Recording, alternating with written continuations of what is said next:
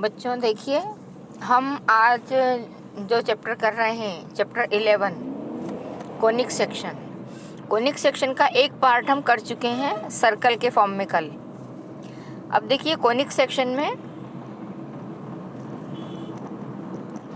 मैंने आपको बतलाया था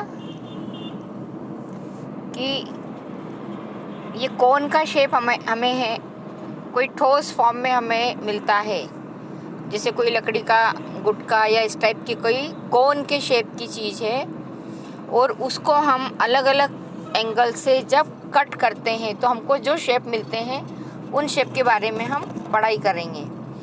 तो कल हमने क्या किया था कि ये जो हमारा कोन का शेप था, ये वाला कोन,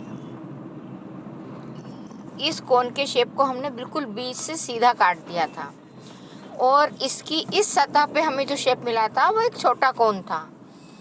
तो हमको पूरे कोन को नहीं देखना था, ये जो कोन का शेप मिला है इस कोन के शेप की ऊपरी सतह को देखना था, और जो आकृति हमें मिली है उसके बारे में हमें बात करना थी। तो हमने एकदम सीधा जब काटा था तब हमें एक सर्कल मिला था, और उस सर्कल के बारे में, सर्कल की इक्वेशन, सर्कल का रेडियस, सेंटर के कोऑर्डिनेट्स, इन सब के बारे में हमने डिस्कस किया था और क्वेश्चन भी किए थे। अब यही कोन किसी प्लेन से या किसी चीज़ से हम इस तरह से काटते हैं कि वो हमारा थोड़ा सा तिरछा हो जाता है। प्लेन को जब हम तिरछा रख रहे हैं तब देखिए जो आकृति बनेगी वो थोड़ी लंबाई लिए हुए होगी। तो इस तरह से हम इसको प्लेन को, या सपोज हम उस गुटके को किसी चाकू से काट रहे हैं तो चाकू ही हमारा प्लेन हो जाएगा, और अलग अलग जो शेप बनेंगे उन शेप के बारे में हमको स्टडी करना है। तो अब यहाँ पे देखिए आपको ये कंडीशन बता रखी है कि सर्कल, इलिप्स, पैराबोला और हाइपरबोला, इन 4 चीज़ों के बारे में हम पढ़ रहे हैं। सर्कल हम पढ़ चुके हैं कल, आज हम पढ़ रहे हैं पैराबोला के बारे में। तो पैराबोला का शेप कब, कहाँ और कैसे बनता है वो देखते हैं। देखिए यहाँ पे जो इन्होंने कंडीशन दी है कि B = 90 डिग्री, तो इसमें हम देखते हैं B एंगल क्या है, और ये सारी चीज़ें जो हमें दे रखी है, अलग अलग लाइंस, ये क्या है, इन सब की हमें अब आगे ज़रूरत पड़ेगी। तो इसमें देखिए हमें जो इन्होंने सर्कल दिया है, इस सर्कल की बाहरी सतह जो है, बाहरी सतह तो गोल होगी लेकिन हमें जो शेप में दिखेगी, मतलब 3D में देखते हैं तो हमको एक गोल सरफेस मिलेगा, और 2D में हमारे पास सिर्फ एक लाइन आ रही है। इस लाइन को हम जनरेटर कहते हैं, इसको M से डिनोट करते हैं। जो हमारा कोन है उस कोन का एक वर्टेक्स है, एक सिरा ये वाला जिसको हमने V कहा है, इस V को वर्टेक्स कहेंगे।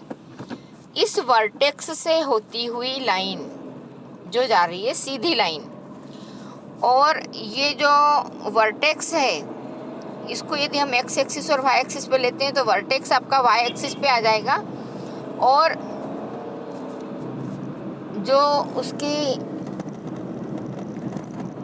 एक और लाइन रहेगी x एक्सिस, उस पे वो परपेंडिकुलर रहेगा, 90 डिग्री का एंगल बनाएगा। मतलब यहाँ से यहाँ तक बनने वाला एंगल 90 डिग्री का है। तो इस तरह से इस x एक्सिस और आपके जो वर्टेक्स से होके जाती हुई सीधी लाइन है y एक्सिस वाली, तो y एक्सिस वाली लाइन को हम एक्सिस कहेंगे। यदि ये शेप हमारा घूम गया, मतलब ये एक्सिस हम x एक्सिस पे भी ला सकते हैं। तो अभी हमने जिस पोजीशन पे रखा है हमारी एक्सिस y एक्सिस है, यदि हम इसको आड़ा कर देते, अभी मैं अगला शेप बताऊंगी, तो उसमें ये x एक्सिस पे आ जाएगा। तो ये बीच की लाइन जो कि वर्टेक्स से होके जाएगी, या हम कह सकते हैं कि ये जो शेप है, शेप के सेंटर से होके जाने वाली लाइन जो है उसको हम एक्सिस कहेंगे।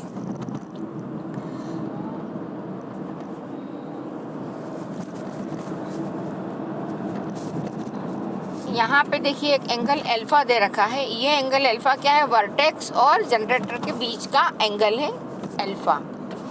जो दूसरा वाला शेप है इसमें क्या किया है, जिस प्लेन से इसको इन्होंने कट किया है, जो प्लेन इसके साथ रखा गया है, ब्लू कलर का जो प्लेन है, उस प्लेन के साथ एक्सिस का एंगल जो है वो बीटा है और एक्सिस के साथ जनरेटर का एंगल अल्फा है। अब यहाँ पे जो अल्फा और बीटा एंगल हैं, इन अल्फा और बीटा एंगल की अलग अलग पोजीशन पे आपको अलग अलग शेप मिल रहे हैं। तो यहाँ पे इन्होंने कहा है कि यदि बीटा आपका 90 डिग्री है तो आपका जो सेक्शन कट रहा है वो सर्कल है।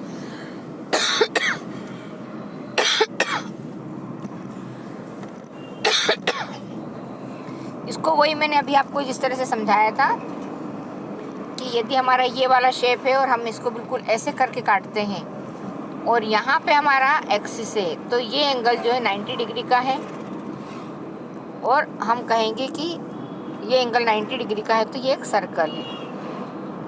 अब इसी शेप में इन्होंने कहा है कि अल्फा और बीटा दोनों की पोजीशन ऐसी है कि अल्फा छोटा है और बीटा बड़ा है, लेकिन बीटा जो है वो 90 डिग्री से छोटा है। आपका शेप थोड़ा तिरछा रहेगा, उसे हम इलिप्स कहते हैं। अभी इसका भी डायग्राम देखेंगे हम।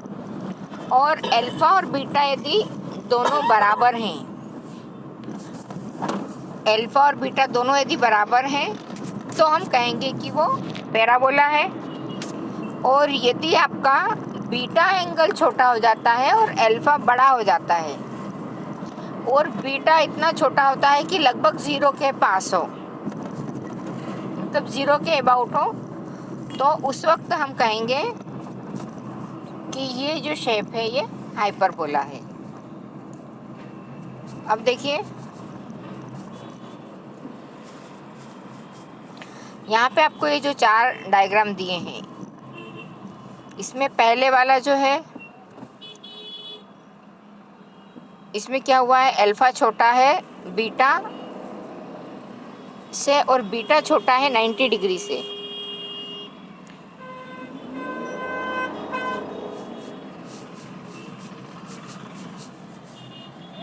यह है आपका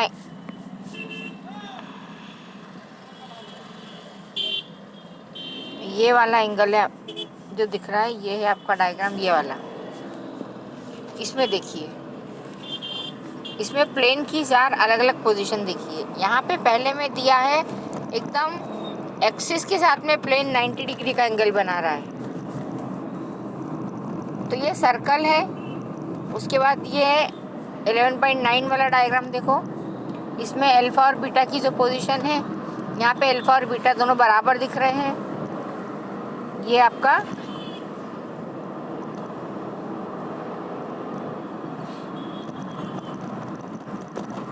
पैराबोला का शेप है। अब इस प्लेन को इन्होंने थोड़ा और तिरछा किया तो आपको 11.10 के 2 अलग अलग डायग्राम दिख रहे हैं। तो 11.10 के जो 2 डायग्राम है, इसको हम, ये शेप अलग है, इसके बारे में हम बाद में देखेंगे। अभी हम जो देख रहे हैं 11.9 पे जो बन रही आकृति पैराबोला, हम इसकी बात करते हैं। हम पैराबोला के ही क्वेश्चन करेंगे अभी, इसलिए पैराबोला को ही देखते हैं। ये सर्कल को हम देख चुके हैं, सर्कल के क्वेश्चन भी हम देख चुके हैं। अब ये पैराबोला, ठीक है, पैराबोला का क्वेश्चन तो ये है, लेकिन इसके पहले आप थोड़ा सा और समझो इसको।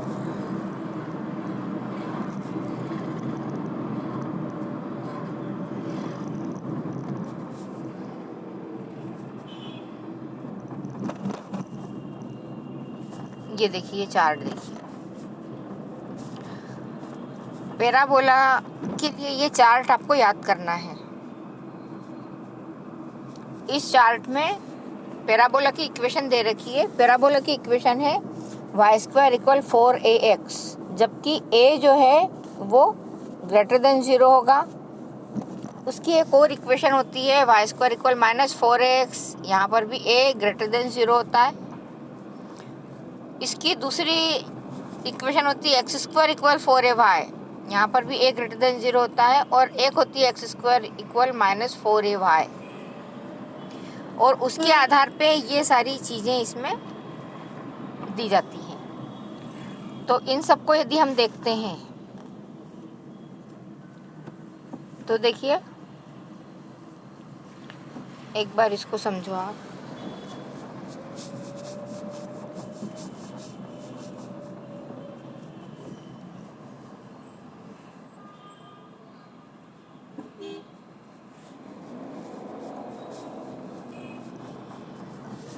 इसमें देखिए, पैराबोला की डेफिनेशन है। पैराबोला इज, ये आपको याद रखना है, parabola is the all points in a plane that are equidistant from an fixed line and a point in the plane। जो सतह पे पैराबोला आपका बन रहा है उसकी एक फिक्स लाइन है, उससे इक्विडिस्टेंस पे, और एक पॉइंट है, उस पॉइंट से भी इक्विडिस्टेंस पे जितने पॉइंट्स का कलेक्शन होता है, जितने पॉइंट्स का समूह होता है, उसे हम पैराबोला कहते हैं। अब पैराबोला की जो फिक्स लाइन होती है उसे हम डायरेक्ट्रिक्स कहते हैं, और पैराबोला का जो फिक्स पॉइंट होता है उसको हम फोकस कहते हैं।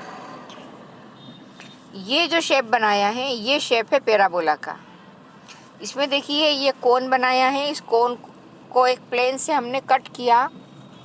कट करने पर अभी हमें जो शेप दिख रहा है, मतलब आप ये समझिए कि ऊपर वाला हिस्सा हमने काट के अलग कर दिया है, तो जो कोन है तिरछा काटने पर हमको इस पोजीशन पे मिलेगा। यहाँ पे ये वाला एंगल अल्फा होगा, ये अल्फा है और ये बीटा है, और ये अल्फा और बीटा जब बराबर हैं उस वक्त की हम बात कर रहे हैं। यहाँ पे वर्टेक्स से होती हुई जो लाइन है इसको हम एक्सिस बोलते हैं, और ये प्लेन रहेगा।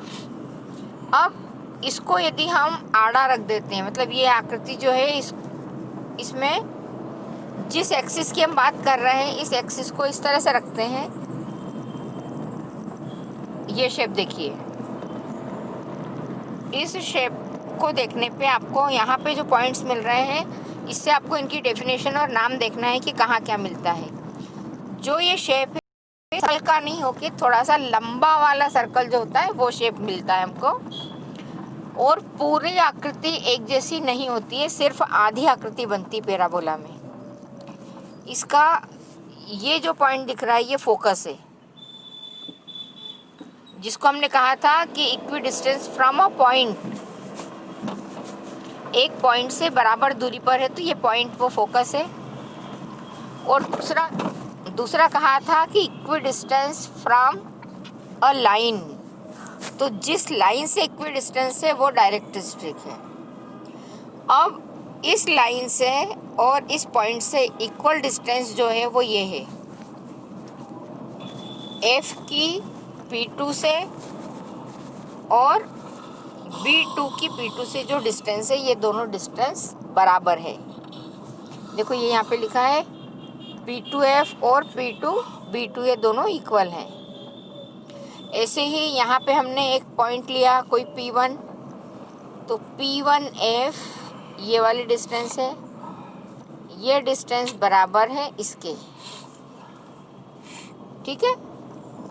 ये P1F बराबर है P1B1 के। तो इस शर्त का जो पालन करता है उसे हम पैराबोला कहते हैं। ये जो शेप मिल रहा है ये इस तरह से जाता है शेप, ये ऐसे होके ऐसे मुड़ जाता है, ये सर्कल पूरा नहीं बनता है, बस इस लाइन से इक्वल डिस्टेंस तक है, वहाँ तक का पैराबोला है। आप यहाँ तक यदि आ रहे हो तो उसके और आगे जाओगे तो ये डिस्टेंस चेंज हो जाएगी, तो वहाँ पे पैराबोला आपका ख़त्म हो जाएगा, ठीक है। हाफ सर्कल जितना ही होगा ये। अब देखिए ये जो शेप है, इस शेप में ये जो पॉइंट है इसको वर्टेक्स कहते हैं, इस पॉइंट को V या वर्टेक्स कहते हैं। ये पॉइंट आपका F या फोकस है, और ये पॉइंट तो हमने लिए हैं P1 P2 तो यहाँ से दूरी नापने के लिए, और B1 B2 भी हमने दूरी नापने के लिए लिए हैं दो पॉइंट। जिस लाइन पर हमने ये पॉइंट लिए हैं ये लाइन कहलाती है डायरेक्ट्रिक्स। डायरेक्ट्रिक्स कितनी दूर होती है? जितनी दूर वर्टेक्स से फोकस की दूरी होती है उतनी ही दूर वर्टेक्स से डायरेक्ट्रिक्स होती है।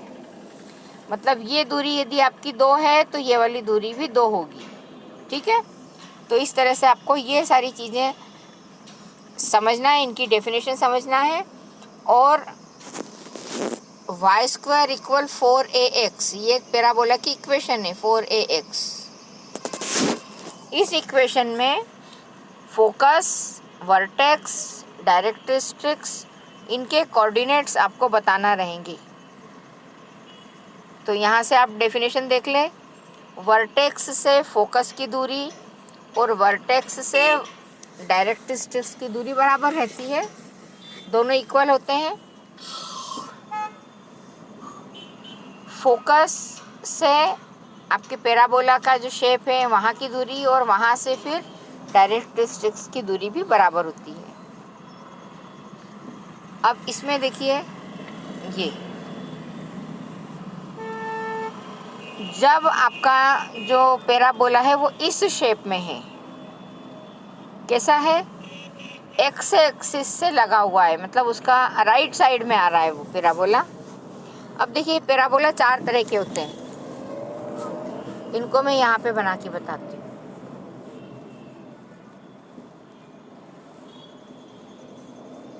ये हमारा ग्राफ है।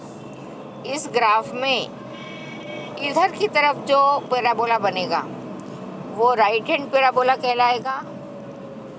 सेम ऐसा ही पैराबोला इस तरफ बनेगा, उसको लेफ्ट हैंड पैराबोला कहेंगे। सेम ऐसा ही पैराबोला इधर भी बन सकता है, इसको अपर हाफ पैराबोला बोलते हैं। और नीचे की तरफ बनने वाला एक पैराबोला होता है, उसको हम लोअर हाफ पैराबोला बोलते हैं। ये 4 पैराबोला जो है, इन चारों की इक्वेशन अलग अलग होती है और उन चारों अलग अलग इक्वेशन के हिसाब से उनके फोकस, डायरेक्ट्रिक्स और वर्टेक्स होते हैं। इनमें एक और चीज़ होती है, एक और लंबाई इसमें होती है, वो है ये फोकस से होके जाने वाली लाइन जो कि डायरेक्ट्रिक्स और एक्सिस के पैरेलल होती है। इस लाइन को कहते हैं लेटस रेक्टम।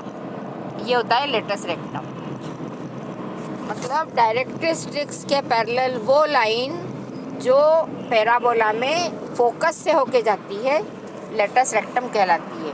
तो हमको लेटस रेक्टम की लेंथ भी निकालना रहेगी।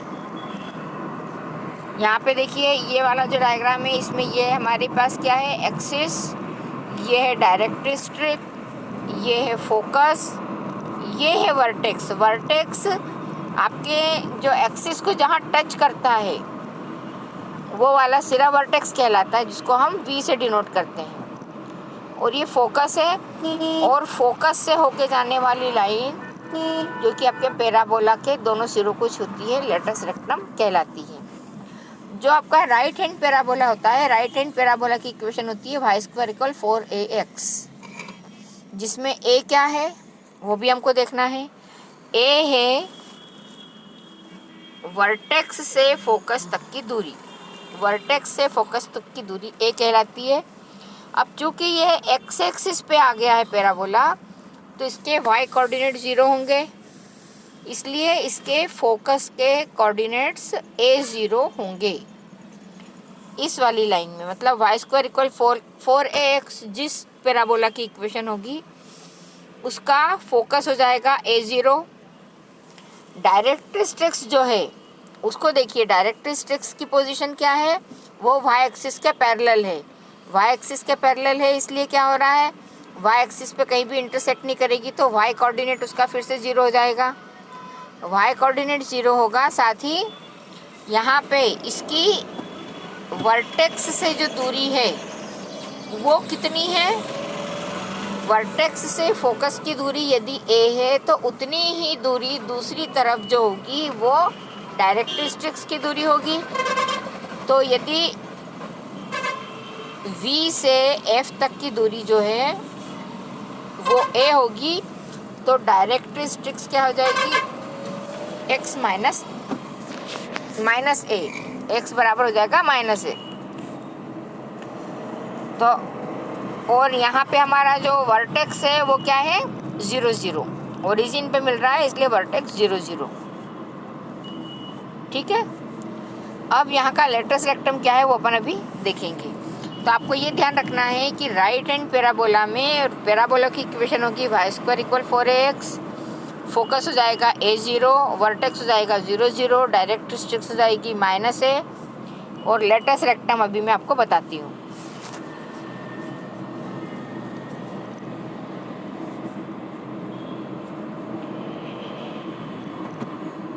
ठीक है, अब देखिए ये था हमारा राइट हैंड पैराबोला। अब ये जो दूसरा वाला शेप है इसको बोलते हैं left hand parabola. Left hand parabola की इक्वेशन होती है y² = -4ax, उसका उल्टा है ये।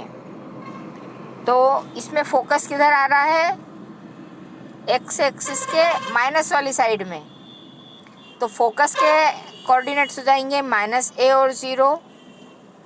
इसकी डायरेक्ट्रिक्स जो है वो पॉजिटिव वाली साइड में आ रही है, तो डायरेक्ट्रिक्स की इक्वेशन हो जाएगी x = a। और यहाँ पर भी लेटेस्ट रेक्टम वही रहेगा, फोकस से होके जाने वाली लाइन जो रहेगी वो वही रहेगी। अगला देखिए, ये दो शेप और हैं। ये मैंने आपको बताया था कि जो अपर हाफ में बनता है पैराबोला, इसमें भी बाकी सारी चीज़ें वही रहेगी, फोकस रहेगा, लेटेस्ट रेक्टम रहेगा, वर्टेक्स रहेगा, डायरेक्ट्रिक्स। लेकिन यहाँ पे पैराबोला की इक्वेशन हो जाती है x² = 4ay। तो आपको इक्वेशन देख के समझना है कि आपका पैराबोला किस कंडीशन में। यदि आपको डायग्राम बनाना पड़ता है तो आप सिर्फ इक्वेशन देख के डायग्राम बना सकते हैं, और यदि डायग्राम आपके सामने है तो उसको देख के आप इक्वेशन बना सकते हैं कि पैराबोला जो है इसमें कौन सी लगेगी। तो यहाँ पे x² = 4ay हो जाएगा, क्योंकि ये पैराबोला आपका y एक्सिस पे आ रहा है, और बाकी वही फोकस के कोऑर्डिनेट्स जो रहेंगे। तो फोकस के कोऑर्डिनेट्स, यदि यहाँ पे दूरी a है तो फोकस हो जाएगा 0a, ऊपर की तरफ जाएगा तो 0a, और नीचे की तरफ यदि जाता है तो 0 -a हो जाएगा। ठीक है, और दूसरा वाला आपका जो है लोअर हाफ में जो आता है पैराबोला, उसकी इक्वेशन होती है x² = -4ay। और इसी के लिए मैंने आपको अभी ये बताई थी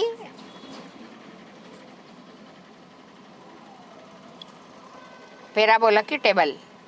देखिए अब इसमें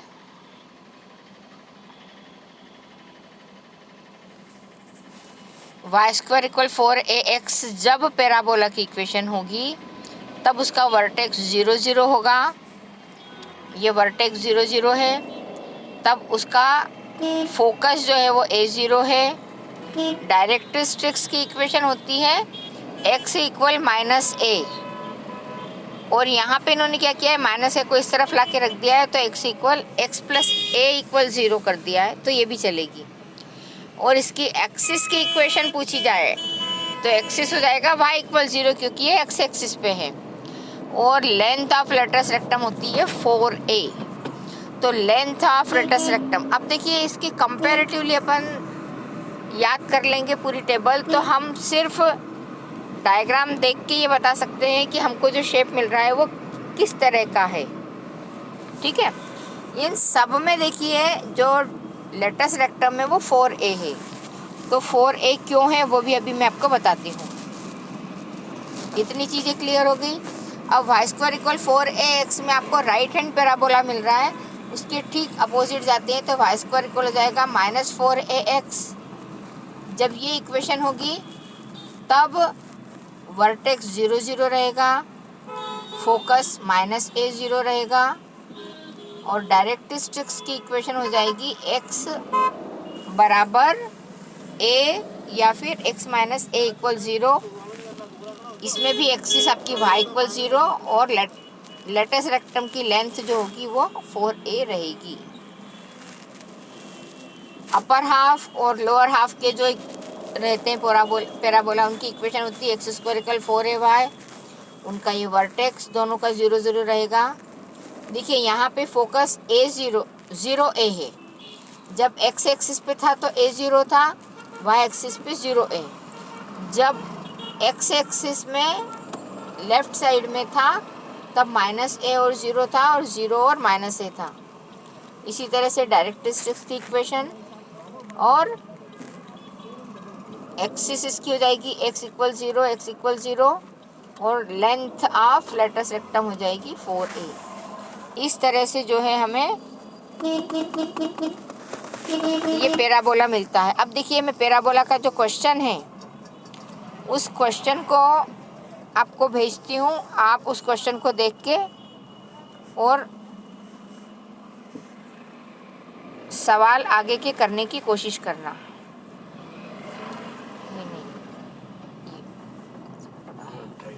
ये क्वेश्चन देखो, आपको ये इक्वेशन दी है y² = 12x। अब y² = 12x है, मतलब ये राइट हैंड पैराबोला है। और अभी आपको जो फार्मूले दिए थे उन फार्मूले के अकॉर्डिंग यदि हम देखते हैं तो 4a इक्वल होता है इसका लेटस रेक्टम। तो आप 4a के बराबर इसको रख दोगे। ये मैंने रखा 4ax = 12x। कंपेयर किया हमने दोनों इक्वेशन को, तो 4 3। यदि a 3 है तो हमने जो अभी टेबल देखी थी उस टेबल से हम a = 3 से फोकस निकालेंगे, तो फोकस निकलेगा a 0 था फार्मूला, तो 3 0। डायरेक्ट्रिक्स हो जाएगी इसकी x = -a, मतलब x = -3। लेटस रेक्टम इसका 4a रहेगा, और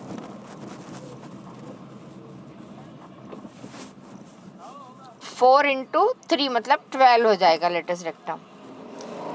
इसके अलावा वर्टेक्स तो 0 0 रहेगा,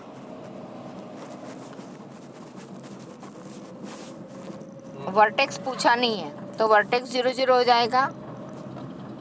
ये 3 चीज़ें पूछी है इसमें। Length of latus rectum 4a मतलब 12, फोकस 3 0, और डायरेक्ट्रिक्स x = -a। अब ये नीचे वाला क्वेश्चन भी मैंने करके दिया है। ये x = 6y है, मतलब ये क्या है, अपर हाफ पैराबोला है। x² = 6y। और यदि y² = माइनस में आता है तो आप कहोगे कि वो लेफ्ट हैंड पैराबोला है। तो जो टेबल आपको अभी बताई थी उस टेबल के अकॉर्डिंग आपको ये सारी चीज़ें निकालना है। तो इसके क्वेश्चन आप करके रखिए।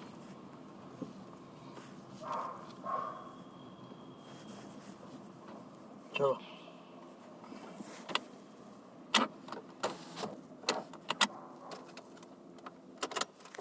आया ही नहीं कि खत्म हो गया है।